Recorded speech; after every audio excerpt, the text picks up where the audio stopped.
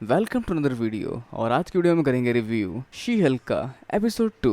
तो अब तक शी हल्क में एक एक्सीडेंट के चलते जेनिफर बन जाती है शी हल्क, जो बात उसकी फैमिली मेंबर और उसके फ्रेंड जानती है। लेकिन एक दिन कोर्ट में अचानक से कुछ खतरा आते देखकर उसे बदलना पड़ता है शी हल्क में, और अब ये बात पूरी दुनिया जानती है कि वो शी हल्क है। तो अब कहानी में आगे तो अब क्योंकि बात बाहर निकली तो न्यूज़ तक ज़रूर पहुंचेगी, जहाँ न्यूज़ वाले इस बात को सब तक पहुंचा देते हैं और सब लोग जान पाते हैं कि जेनिफर वॉल्टर्स है शी हल्क, और उसका नाम वो लोग रखते हैं शी हल्क, ग्रीन गर्ल और भी बहुत तरह तरह के नाम, जहाँ शी हल्क नाम उसका पड़ जाता है जो वो चुनती नहीं है। तो आगे क्योंकि उसने जूरी मेंबर को बचाया, शायद उसके वजह से या फिर उसका केस में दम था, इसके वजह से वो जीत जाती है केस। और उसकी सेलिब्रेशन चल रही होती है एक पब में, तभी वहाँ उससे उसके बॉस मिलने आते हैं जो शी हल्क से नहीं जेनिफर से बात करना चाहते हैं। अब जहाँ शी हल्क और जेनिफर के बीच में इतना अंतर है जितना शक्तिमान और गंगाधर के बीच में था, पर्सनैलिटी और सुपर पावर्स में काफ़ी ज़्यादा डिफरेंस है। तो आगे जो केस वो जीते नहीं, वो हार गए क्योंकि उस केस को कैंसिल करवा दिया, जहाँ पर लगा ऐसा रहा कि जूरी मेंबर ने शी हल्क ने बचाने को लेकर फैसला सुनाया, इस वजह से उसको जीत दे दी।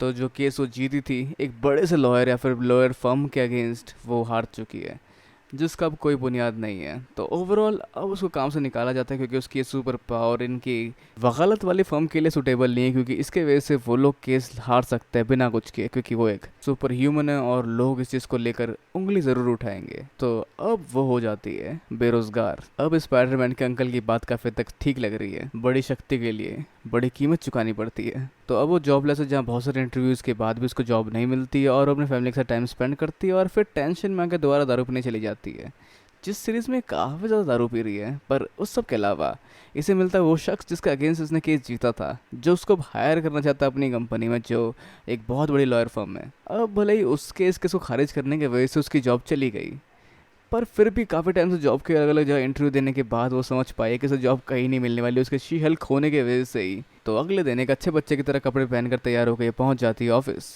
पर इसको ये जॉब इसके सुपर ह्यूमन होने यानी कि हल्क होने की वजह से ही मिली थी, क्योंकि इसको बनाया गया है सुपर ह्यूमन लॉ डिवीजन का फेस, जिसका मतलब उसको ऑफिस में शी हल्क बन के रहना पड़ेगा। और ये जॉब इतनी बुरी नहीं है क्योंकि उसको कैबिन मिल रहा है जो सच में काफ़ी बड़ा है। तो उसे केस मिलता है ब्रॉन्स्की का, जो कि अबोमिनेशन था, जिसको आप जानते होंगे अगर आपने हल्क की मूवी देखी होगी। पर उसने ब्रूस को मारने की कोशिश की थी, जिसके वजह से वो केस नहीं ले सकती, पर इसके पास कोई और चारा भी नहीं है। तो अब इसे शायद ये जॉब छोड़नी पड़ेगी क्योंकि वो अपने भाई को नाराज़ नहीं कर सकती। और ब्रूस के लिए वो इतना कर तो दे, लेकिन ये जॉब भी काफ़ी इंपॉर्टेंट है जो उसे काफ़ी समय बाद मिली, और उसका बचपन से सपना रहा था कि डिसेंट लॉयर बन के पैसे कमाने का।